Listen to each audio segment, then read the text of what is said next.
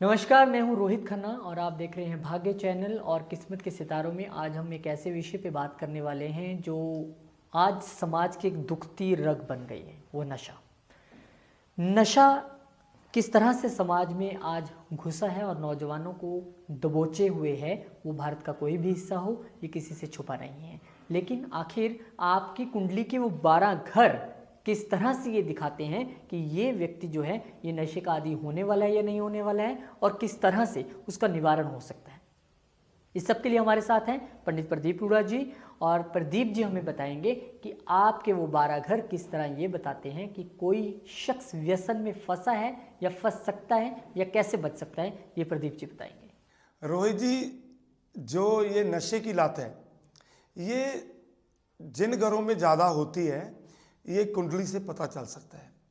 और ज्योतिष के अंदर जब भी किसी का दूसरा जो घर है अगर वो प्रभावित होता है, वहाँ पे नशे की प्रॉब्लम आती है। अगर दूसरे घर में जिन लोगों के मैंने देखा आज तक राहु आया, वो लोग दिन में भी नशा कर रहे थे, दिन में भी शराब भी पी रहे थे और नशे ने उनका रास्ता नहीं छोड़ा था। वो तबाह हो गए, बर्बाद हो गए, लेकिन बेचारे वो नहीं छोड़ पाए। और एक उसमें बात आई थी कि जब वो 42 ईयर्स के हुए, कई लोगों ने छोड़ भी दिया उसको, लेकिन 42 साल तक वो लोग नशे में फंसे ही चले गए। और उसमें एक वास्तु का भी बहुत बड़ा रोल आया नशे के बारे में। घर जो अपना होता है, जिस तरफ सूर्य निकलता है, पूरब की दिशा होती है, जिस तरफ सूर्य निकलता है, सूर्य के बिल्कुल राइट हैंड में जिन लोगों ने वो सेप्टिक टैंक बनाया, लैट्रिन बाथरूम के खड्डे खोदे गए, उन घरों में भी नशा आया। उनके बच्चे नशा कर रहे थे। हम जिन घरों में वास्तु के लिए गए, उनसे बात की, हमने जाके देखा कि वहाँ पे जो ये अग्निकोण था, उस कोने में वहाँ पे जगह नीची थी और वहाँ पे उन्होंने ये बाथरूम वगैरह बनाए हुए थे अपने, और वहाँ पे उस घर के लोग नशा कर रहे थे। और उसके बाद एक और हमने देखी थी चीज़ कि जिन घरों में कुछ दरख्त होते हैं, जो पौधे होते हैं, वृक्ष होते हैं, जिन घरों में उत्तर की तरफ एक डेक नामक पौधा आता है, डेक, जो जिन घरों में उत्तर की तरफ डेक लगा हुआ था, उन घरों में भी नशे की प्रॉब्लम आ रही थी। जो डेक है उसको मंगल बाद माना गया है, जबकि नीम को मंगल शुभ माना गया है। उसमें भी प्रॉब्लम आई। और उसके बाद हमने जब उनका वो क्योर करवाया, उनको बोला कि इस वृक्ष को आप हटाइए, इसकी जगह दूसरा वृक्ष लगाइए और नीम को आप दक्षिण में ले जाइए, उसका बेनिफिट हमें मिला।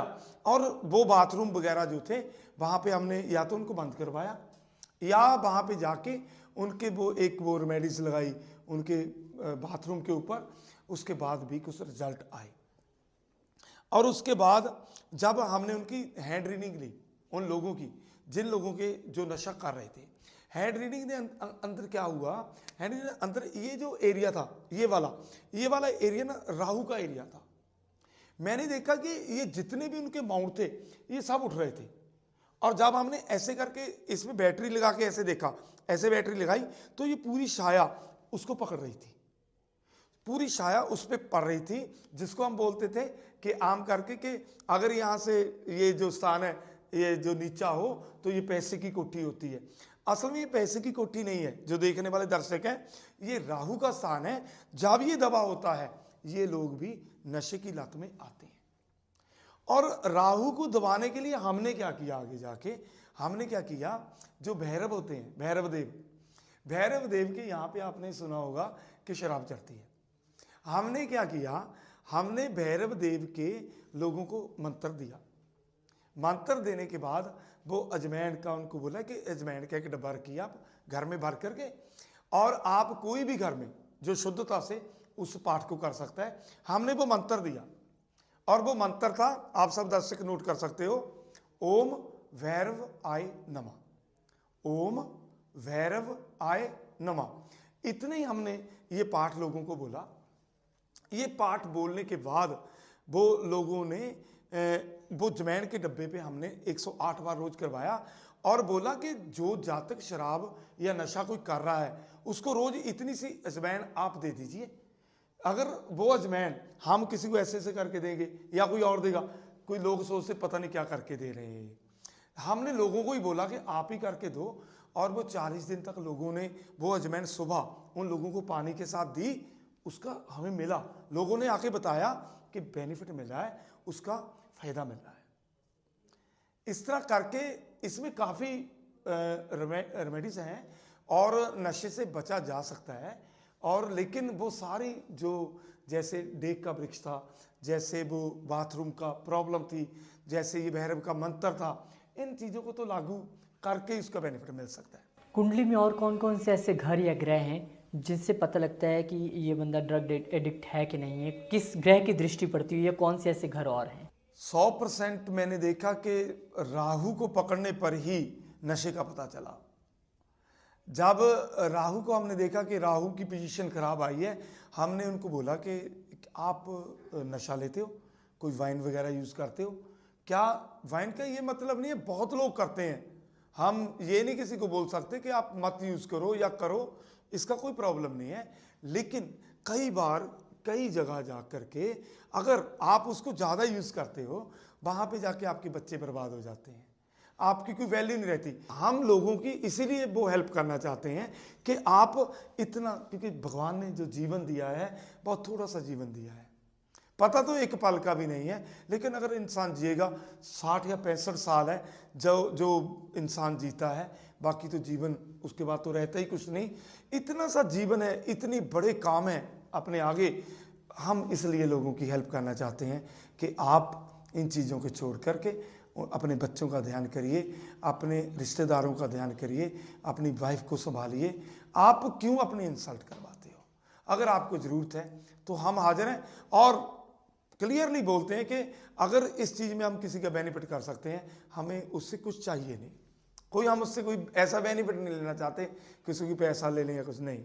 अगर किसी का कोई भला होता है तो वो हमें मिले, हम उनकी हेल्प करने को तैयार हैं।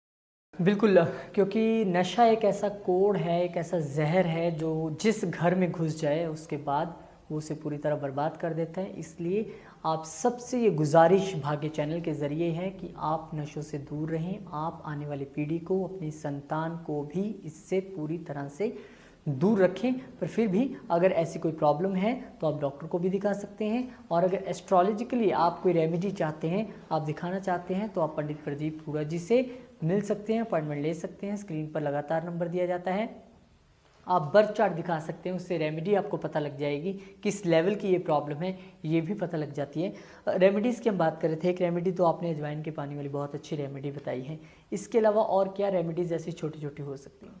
एक जो लोग ये कर रहे हैं, यानी कि जो छोड़ नहीं पा रहे, दुखी हैं कि हम छोड़ना तो चाहते हैं लेकिन छोड़ नहीं पा रहे, मैं उनके लिए एक बात कहना चाहता हूँ। अगर आपका ये प्लान है तो आप ओम कृष्ण क्लिंग, ओम कृष्ण क्लिंग, ये जो मंत्र है आप 15 या 20 मिनट के लिए लगातार आप करके देखिए।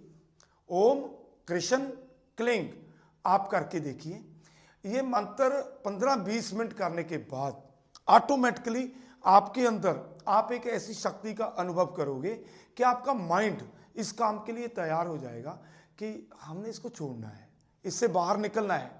कोई भी हमारे अंदर कुछ ऐसे तंतु, ऐसी नाड़ियाँ, ऐसी सिस्टम है, उसको छेड़ने पर माइंड के कुछ हिस्से ऐसे हैं, उनको छेड़ने पर वो जब वो हिस्से सक्रिय होते हैं, एक डेड हो जाते हैं, तो बंदे का दिल करता है यार इसको मैं छोड़ के तो देखूं।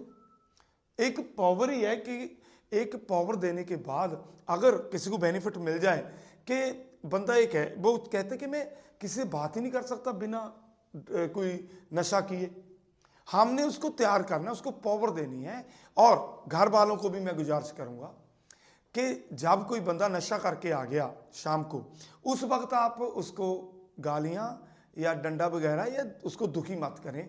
जब रात को कोई शराब पीकर घर में आता है, कुछ है, उस वक्त मत छेड़ो, उस वक्त उसे रोटी दो, उसको पूरी सेवा करो, उसको सो जाने दो आराम से, उससे अच्छी बातें करो, वो जो बोलता उसकी सुनो।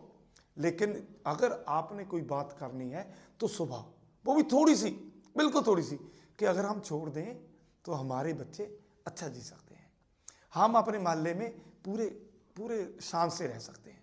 लेकिन प्रॉब्लम कहाँ पे आती है रोहित, जब लेडीज दारू पीने वाले या जो नशा करता है उस इंसान के साथ मिसबिहेवियर करते हैं, वो और उत्तेजित होकर उसी वक्त वो घर से भागते हैं, बिना खाने खाए सुबह घर से चले जाते हैं, या रात को बिना खाए सो जाते हैं, या इतना दंगा हो जाता है जिसमें बच्चों की भी पढ़ाई में नुकसान होता है।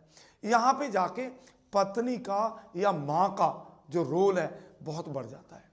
अगर वो कंट्रोल करने की कोशिश करे, वो पी के आ गया, अब उतरने वाली तो है नहीं, इतनी जल्दी आप डंडे मार मार के तो उतार नहीं सकते, आप रुक जाइए, सब्र करिए, उसको सोने दीजिए, उसको खाना दीजिए, सुबह भी उसको खाना वाना दे करके थोड़ा सा समझाना है आपने, भगवान का नाम लेकर के उस भगवान को ध्याइए। पहले जो वाहिगुरु कहते हैं वाहिगुरु कहें, अल्लाह कहते हैं अल्लाह कहें, भगवान कहते हैं भगवान कहें, उसका नाम लेकर के फिर पूरे कॉन्फिडेंस के साथ उसे कहिए कि क्यों ना हम इसे छोड़ दें, उसका प्रभाव बहुत जल्दी दिनों में दिखना आरंभ हो जाएगा।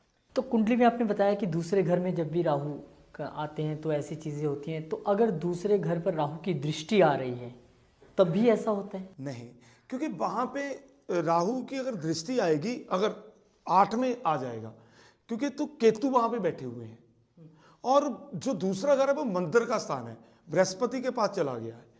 वहाँ पे अगर जब राहु खुद बैठते हैं तब वो मंदिर के दरवाजे पे बैठ जाते हैं, यानी कि वो अच्छी बातों को एंटर होने नहीं देते, इंसान के अंदर भक्ति को होने नहीं देते।